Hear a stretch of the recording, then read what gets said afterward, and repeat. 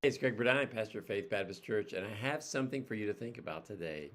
Something from the book of Hebrews, that first chapter in the book of Hebrews. I preached a message this past Sunday from Hebrews chapter 1, and as I'm digging just a little bit deeper, I'm kind of finding some extra jewels.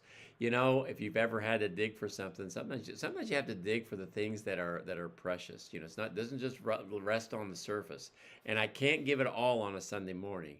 But those of you that are watching this devotion, I'm going to give you something special today. It's in Hebrews chapter 1 and verse 6. Listen to this. Hebrews 1 6. It says, and again, he's talking about Jesus being better than the angels. And again, when he bringeth in the first begotten into the world, he saith, let all the angels of God worship him.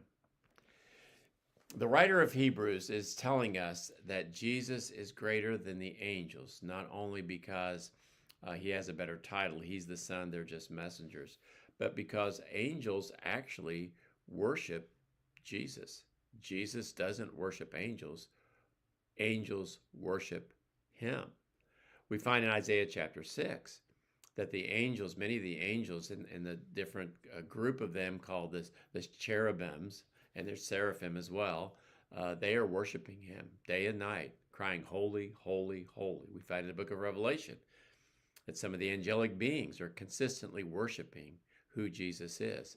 Worship means to give him first place, means to lay a heavy thought on him. And so they are worshiping him. Think about this story. If you've ever gone into a museum and if you've ever seen something that is truly, truly priceless, maybe a painting or a sculpture, and they'll have it in a glass case and they'll have, you know, things around it so you can't get close to it. One day the story is told that some people were there looking at, you know, around there, and they were checking out the lights and they were checking out the guardrails and they were checking out all the other things. And one of the guides stopped the group and said, hey, everybody, stop what you're doing.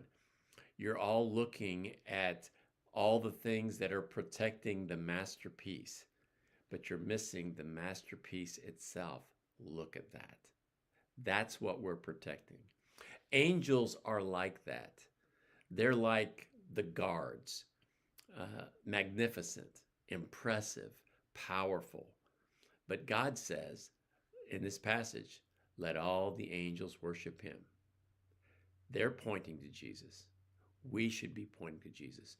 True worship centers on Jesus, not on all the other things. You know, if you've ever gone, sometimes you go to a dinner and it's decorated so beautiful. But what do you go to the dinner for? The food. And as beautiful as it is, you're there for the food. As wonderful as all the things are, angels are wonderful, but it's all about Jesus. True worship centers on Jesus, never the servants, never the people, never the angels. True worship always centers on Jesus.